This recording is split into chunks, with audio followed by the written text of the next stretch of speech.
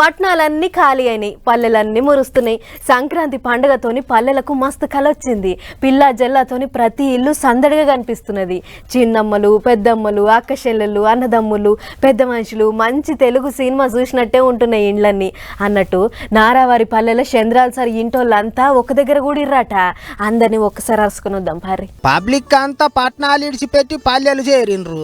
గట్లనే లీడర్లు కూడా ఇంటోళ్ళందరినీ దోలుకొని సొంతూర్లకు పోయిండ్రు. నారావారి పల్లెల పండుగ సంబరాలు జోరుగా నడిచినాయి. చంద్రాల సార్ ఇంటోళ్ళు, నందమూరి ఇంటోళ్ళు కలిసి కట్టుగా చేసుకున్నారు పండుగ సంబరాలు. చంద్రాల సారు పంచగట్టుకొని ఇంటి ఆమెను ఎంటబెట్టుకొని పోయి గ్రామ దేవత సత్యమ్మకు పూజలు చేసిర్రు.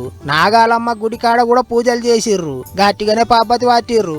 అటెనక తల్లిదండ్రుల సమాధుల కాడికి పోయి దీవెనార్తి తీసుకున్నాడు చంద్రాల సారు. యాడికి ఓ మనమంటలను ఎంటబెట్టుకొని తిరిగిండు. ఇక ఎప్పుడు మీటింగులతోని మస్తు బిజీగా ఉండే తెలంగాణ గవర్నర్ తమిళిసై మేడం కూడా పండుగకు సొంతూరుకు పోయింది. చెన్నైలో ఉన్న ఇంట్లో మేడం ఇంటి వాళ్ళ అందరితో కలిసి పండుగ చేసుకున్నది. రాజ్భవన్లో వండినట్టే చెన్నైలో కూడా అందరికి కమ్మటి పరమాన్నం వండి పెట్టింది మేడం. అటు ఏపీ పువ్వు పార్టీ పెద్ద పురంధేశ్వరి మేడం అత్తగారింటి కాడ కారం షేడుల పండుగ చేసుకున్నది. దగ్గుబాటి ఇంటి వాళ్ళు అంతా కూడి కుర్చీలలో ఊకొని ముచ్చట్లాడుకున్నారు. ఇక రాజకీయాలతోని రికాము లేకుండా ఉండే పురంధేశ్వరి మేడం పండుగ పూట మనవన్లతోని సంబురంగా ఆడుకున్నది.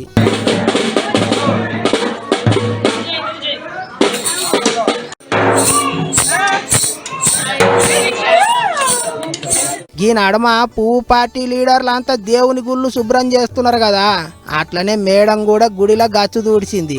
గిట్ల లీడర్లంతా రాజకీయం పక్కకు పెట్టి సొంతూర్లలో సంబరాలు చేసుకున్నారు. ఇంటి వాళ్ళతోని కలిసి మంచి చెడు మాట్లాడుకున్నారు.